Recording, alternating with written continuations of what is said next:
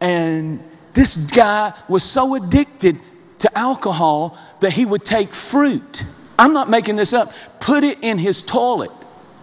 Leave it for days. And it would ferment and turn into alcohol. And he would drink it out of the toilet. And they would have, they called it their fruit punch.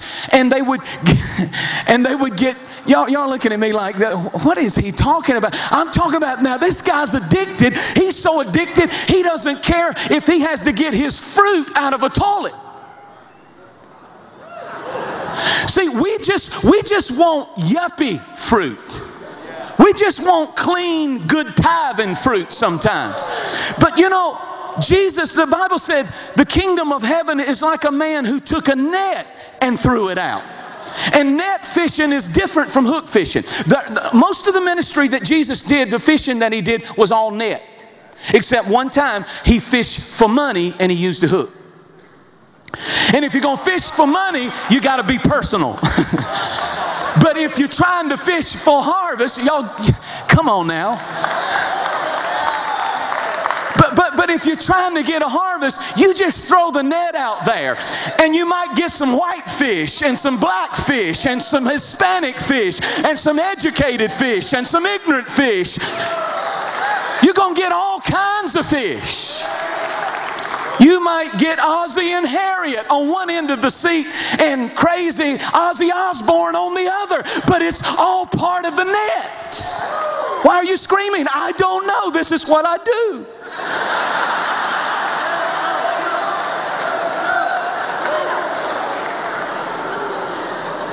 But you got to be addicted. So addicted that you don't care what they look like. You don't care where they came from. You don't care if they came out of the toilet of the earth. It doesn't matter. And I'll say this. You don't care. You don't even care if the preacher is your style.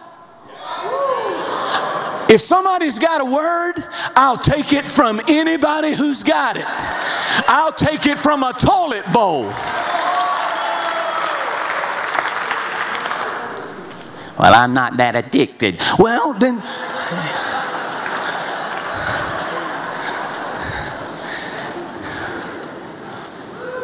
How far will we go to satisfy the cravings of the Holy Spirit? Don't you know the Holy Spirit's craving for the hurting, the broken, the messed up people? I was watching another program like that, and I watch TV. I'm sorry. I like it. Well, you know, there was a time when I was raised Pentecostal. Do you know what a Pentecostal is?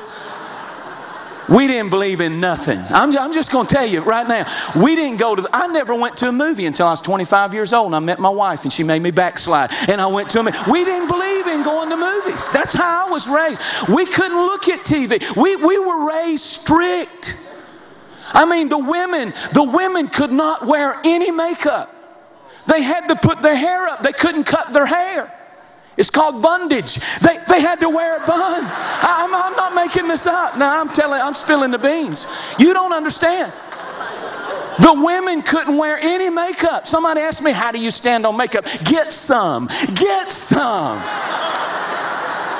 We didn't have to cast demons out. We could just show them our women and they would run for cover. I'm telling you the truth.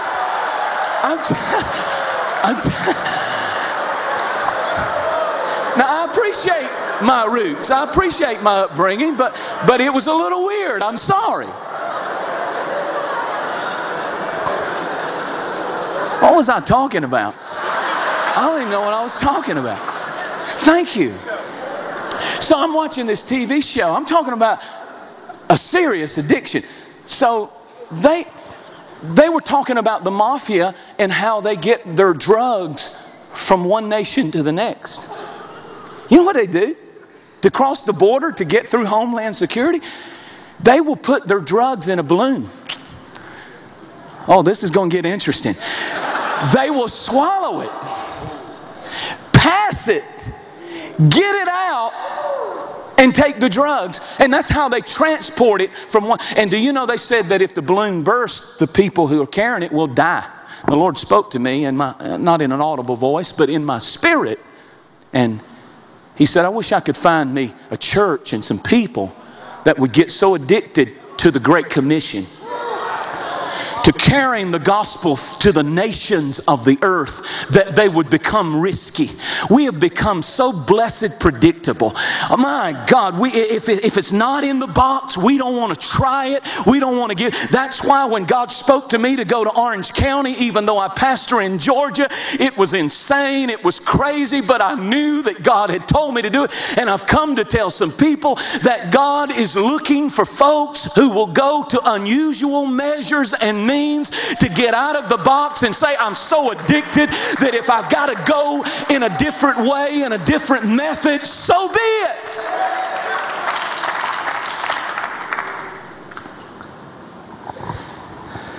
Are we addicted to what Jesus died for? I thought about the methods of distribution. I pastor in Gainesville, Georgia, which is 40 miles north of Atlanta, and the corporate headquarters, international headquarters for Coca-Cola, some of my people work there, is in Atlanta, Georgia. They're international offices. And they had on their website a campaign called A Coke in the Hand of Every Man. And this is what they said. They said, our goal, now what freaked me out was they said, we already presently put a Coke in the hand of 773 million people a day. This is on their mission statement. Every morning, every day, 773 million people will pick up a Coke and have it in their hand before the sun goes down. But Coca-Cola said that is not good enough. We have a new campaign by 2014 to put a Coke in the hand of every man on the planet. We're already in 194 nations, but we're obsessed. We have a superior, you know what they call their product? The real thing.